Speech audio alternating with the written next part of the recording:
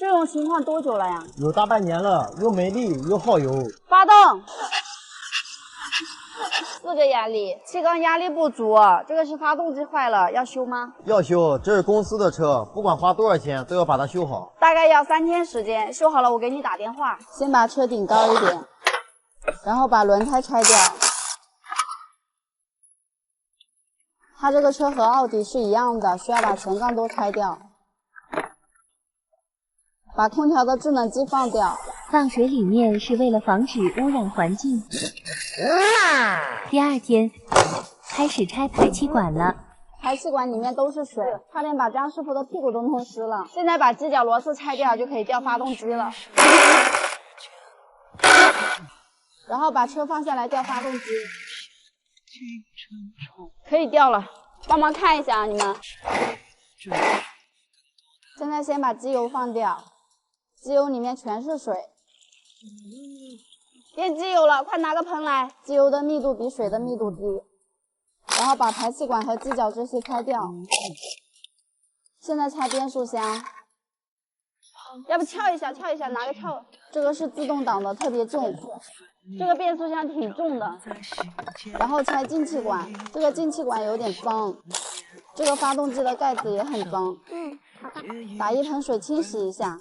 要先刷一层机油，然后抹一层清洗粉，然后放水里面泡几个小时。现在拆的这个是发动机正时皮带。现在把缸头拆掉，看一下里面都有什么坏了。再继续拆发动机，把缸盖抬下来就能看到哪里坏了。这里面都生锈了。把油底壳拆掉。好多油泥啊！这些都是发动机里面磨损的铁渣子，这个是油泥。你们看，这么厚的油泥，我没猜错的话，它应该是经常使用那种99块钱的保养套餐，还包括了机油滤芯的那种。好，这个瓦已经烧掉了。砰！哇，4缸也好严重啊，也都烧烂了。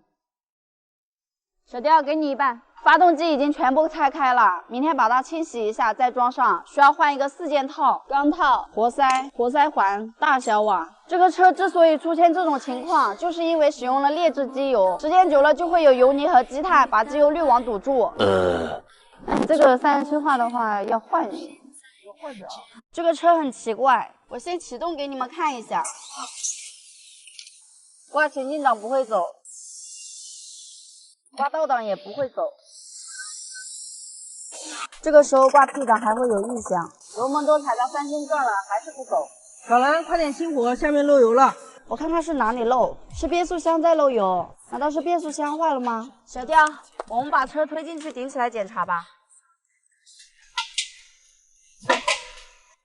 是这个地方漏油，你们看，伴着油封漏油，现在还在滴。挂上档不会走，问题可能就出现在这里。我现在把轮胎拆掉，把半轴拿出来看一下到底是怎么回事。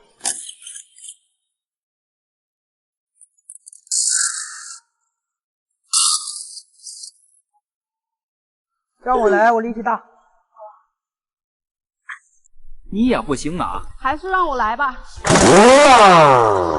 还是这个比较省力。小兰，你看车主来了。你就是老板小兰吧？是的，我们正在修你的车，马上就知道是什么问题了。要不先别修了吧，我才想起来我这个车发动机也有问题。你怎么知道是发动机坏了？我刚刚启动了，声音还好啊。反正油耗也比以前高很多，而且故障灯也亮了，你看到了没有？小雕，把车放下来给他检查一下。小兰，你看检测结果出来了，3元催化效率低。你这个车是不是经常开市区啊？对啊，除了过年基本上不开高速。你的车发动机没有问题，就是3元催化堵住了。那这个要怎么修呢？3元催化是可以清洗的。小兰，那麻烦你帮我看一下变速箱有什么问题。好的，把半轴拿出来就可以看到了。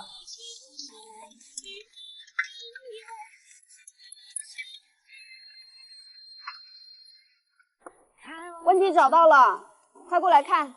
就是这个半轴的齿轮打掉了，上面的卡簧也不见了。那换这一小头花不了多少钱吧？你这个车厂家都倒闭了，单买这个球笼应该买不到。还有就是这个卡簧不见了，打掉的这些齿肯定在变速箱里面，需要把它清洗干净。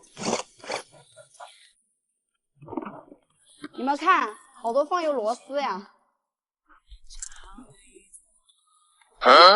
这个咋没有油嘞？这个有了，这个也有，但是没有看到残渣。换个手套，全是油。把这个阀体盖拆掉，看一下残渣有没有在里面。这里面全是线路板，啥也看不到。小兰，那你先修，我还有点事，我先回去了。好，这边肯定是在变速箱里面的。如果把变速箱拆下来打开的话，成本会有点大。现在我用这根锡棒看看能不能找到里面的碎片。先看看这个洞里面有没有。啥也没有啊。上面没有，再看看下面。找到卡簧了，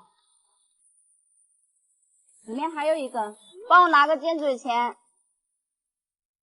你们看，卡簧找到了，断成2半了。这个上面应该是磨成了粉末，放油的时候一起放出来了。新的半轴已经买过来了，看一下是不是一样长的。因为内球轮买不到，所以买了一个半轴总成。现在把包厢油加上，再来试一下。先启动，关闭档。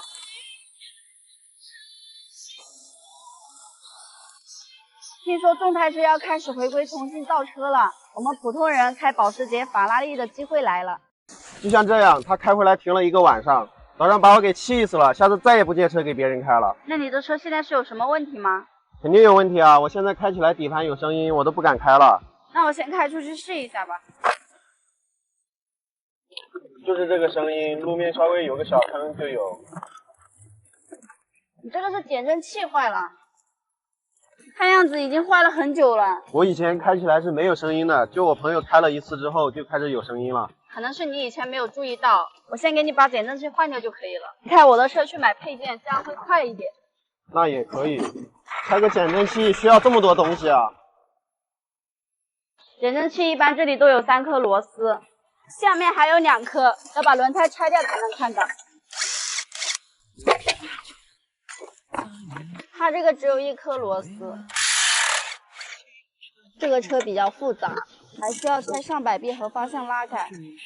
这个都是用锤直接敲，还好车主不在，要不然他估计得心疼了。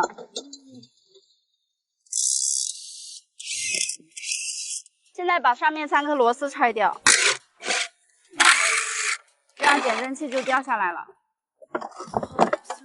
这个减震器就是很明显的漏油，这些都是湿的。这个盖子是可以拿掉的。现在使用这个专用工具把弹簧卸掉，就只换一个减震器，这样价格会便宜很多。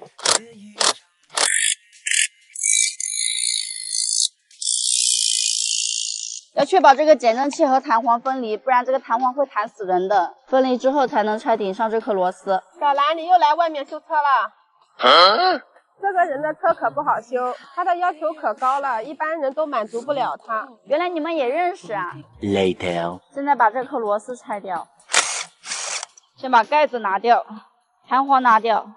太轻松了，这个减震器已经没有缓冲的效果了。车主买配件还没有来，我先用这个烧水泡泡面吃。插头插上，把这个开关打开，电量100%。这是我刚买的移动电源，经常在外面修车能用得到。它充电非常的快，80分钟就能充满。这个里面是1度电，额定功率是1800瓦，像切割机、手电钻都可以用。这个泡面我小时候很爱吃，现在偶尔吃一次感觉也挺好吃的。开水已经烧好了，电量还剩89。这个汤我喜欢少一点，这样味道会更浓。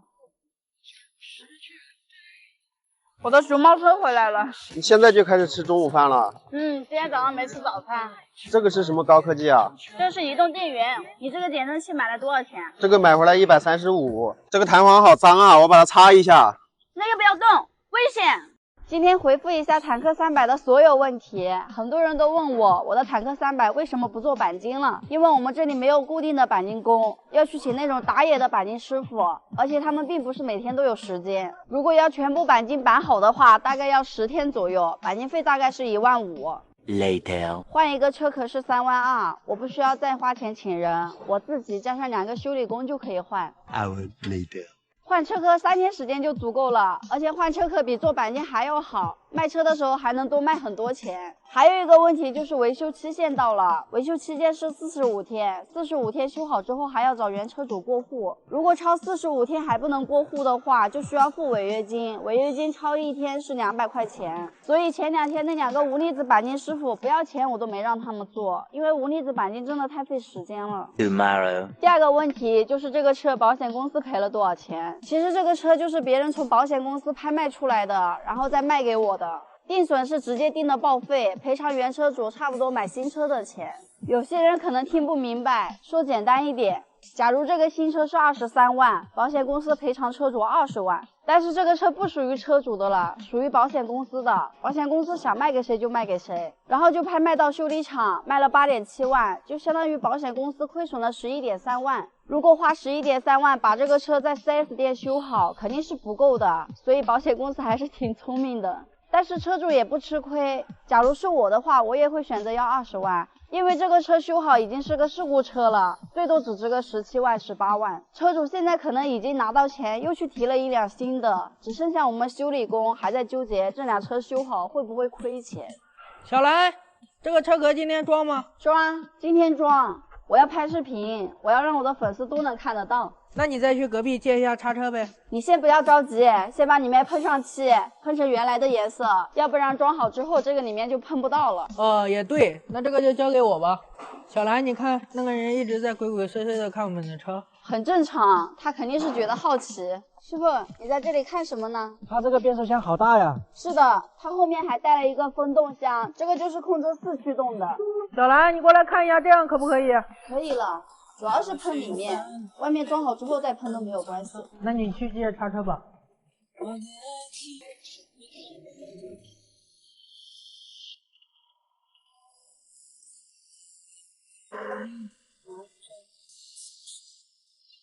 看一下位置有没有对准，位置都对准了。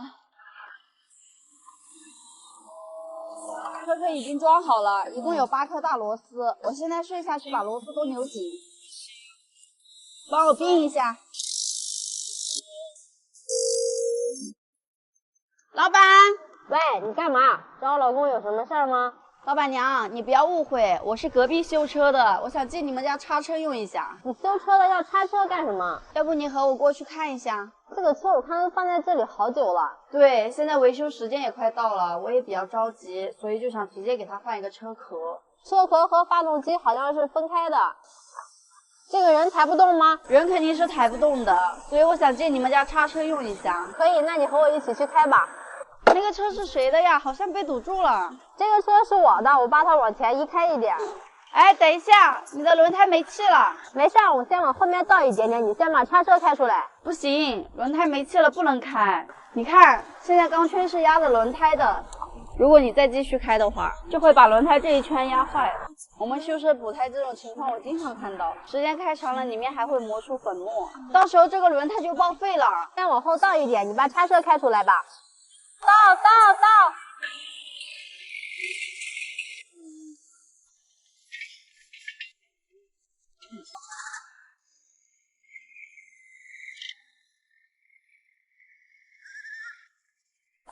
这样不行啊，这样可能要滑掉的。那就用绳子给它绑住吧。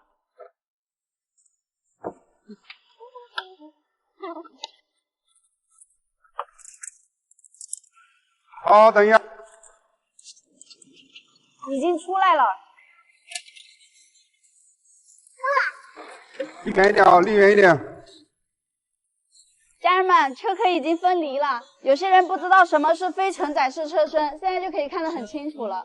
车壳和底盘是分开的，这种就是非承载式车身。我新买的车壳明天就到了，我明天还要借这个叉车把新的车壳装上。拜拜。这个车我不打算修了。大家好，我是小兰，今天我打算把这个车壳换掉。最近大家都说我这个车9.7万买过来是打算拍视频，要拍100集。其实没有你们说的那么严重，我也是想早点把这个车修好，因为我这个车买过来也是有维修时间限制的。合同上面写的是45天修好过户，超过45天每天都需要付违约金。现在还有10多天就到期了，我比你们还要着急，所以我咬咬牙决定花大价钱换一个车壳。现在2个师傅都在拆，先把车内的座椅拆掉，仪表台也要拆掉，5个车门都要拆掉。今天的风吹向你，慢点，慢点。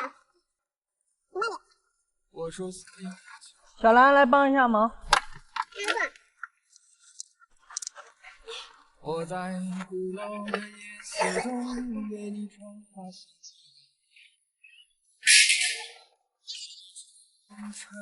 相遇，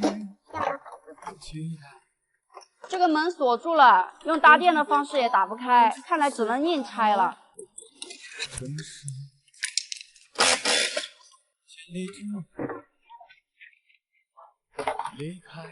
这个车停了好长一段时间，现在外面有好多蜜蜂，里面可能有一个蜂巢。我刚刚抓到一只活的，它好像快死了。现在用风扇吹一下，看一下能不能给它吹走。这个安全气囊我就不换新的了，打算拿到汽配城修复一下。只好把岁月化成歌，留在山河。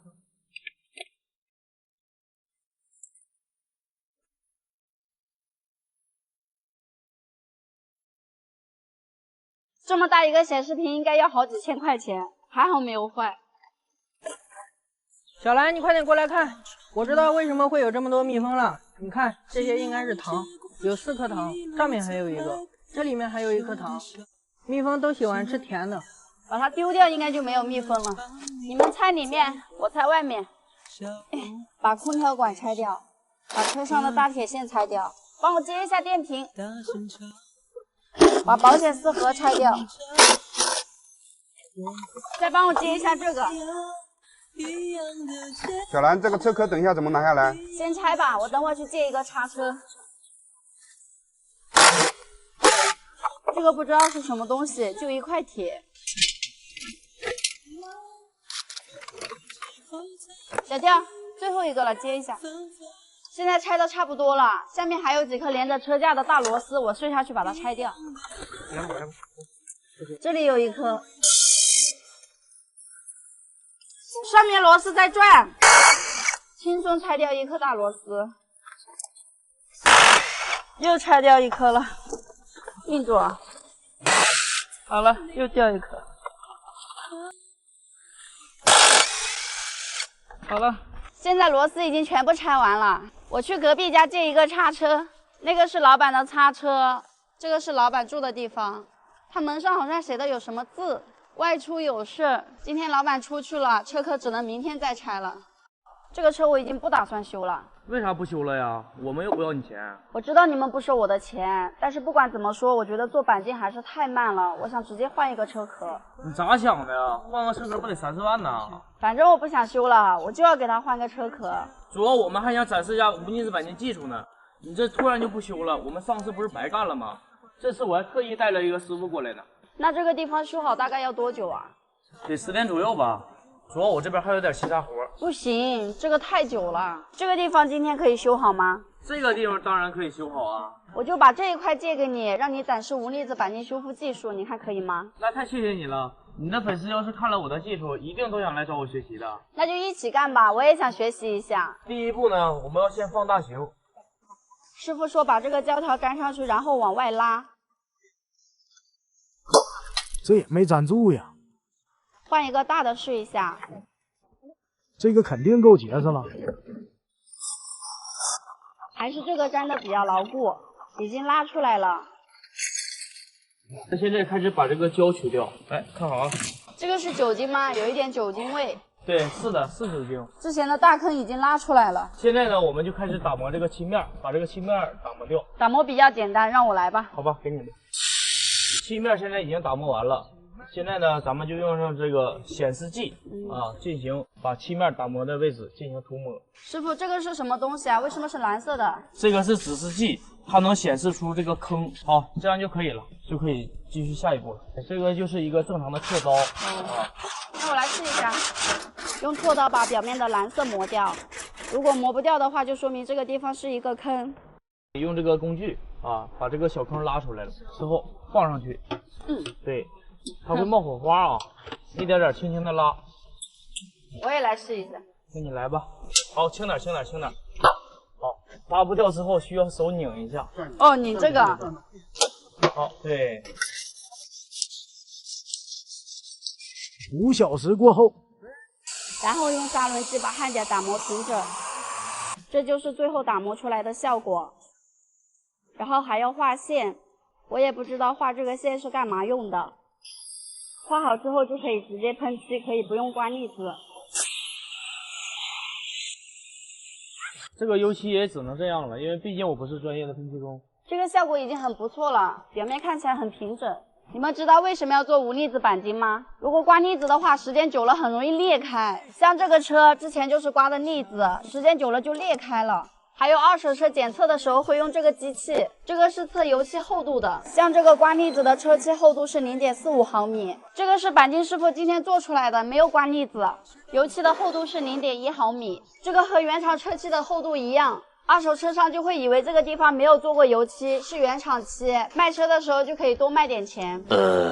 修复前、修复后，坐车的时候千万不能把脚像这样放。如果在行车中发生碰撞，这个安全气囊随时会炸开。当我们开车的时候，很多人坐在副驾，很喜欢把腿放在这个位置。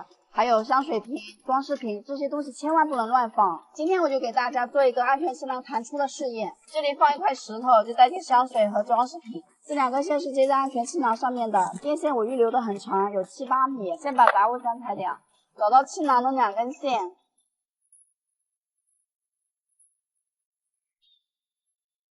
这是我提前准备好的汽车电瓶，我只要把这2根线搭在电瓶上，安全气囊就会弹开。我想看你抱安全气囊。那你站远一点。3、2、1，哇！我的天啊，怎么声音这么大？哇，好大烟，威力这么大的！石头都不见了，玻璃已经完全穿掉了。安全气囊威力这么大的！今天的视频实验大家已经看到了，以后再也不要把脚放在仪表台上面去了。前面这个不是新车吗？怎么也坏在路上了？你好，你们需要帮忙吗？你们也是拍视频的吗？对啊，可以拍吗？可以啊，我想曝光我买了这个新车。你这车不是挺好的吗？干嘛要曝光它？这车我才买了1个星期，你看到没有？牌照都还没有装，现在才跑了243公里，才200多公里路啊！现在这个故障灯就亮了，发动机还抖动，像个3缸机一样，跑起来还没有力，我感觉一点也不正常。我觉得我们应该先把问题搞清楚，检查一下是什么问题。如果是车的问题，我们可以先联系 4S 店。检测结果出来了，燃油成分不对。你们先不要拍了，问题找到了，这个不是车的问题，是汽油的问题。什么？汽油能有什么问题啊？你们过来看，我用电脑检查出来是燃油成分不对，你们是不是加错汽油了？我加的是92号汽油哎。那就是你搞错了，这个车要加95号汽油，你看油箱盖上面写的都是。没想到我们国产车都要加95号汽油了，还好今天遇到你。那我现在这个车该怎么办？你现在车里面不是还剩半箱油吗？你去加油站再加半箱98号汽油，然后92号汽油跟98号汽油混在一起，就差不多是95号汽油了。这个方法挺不错的。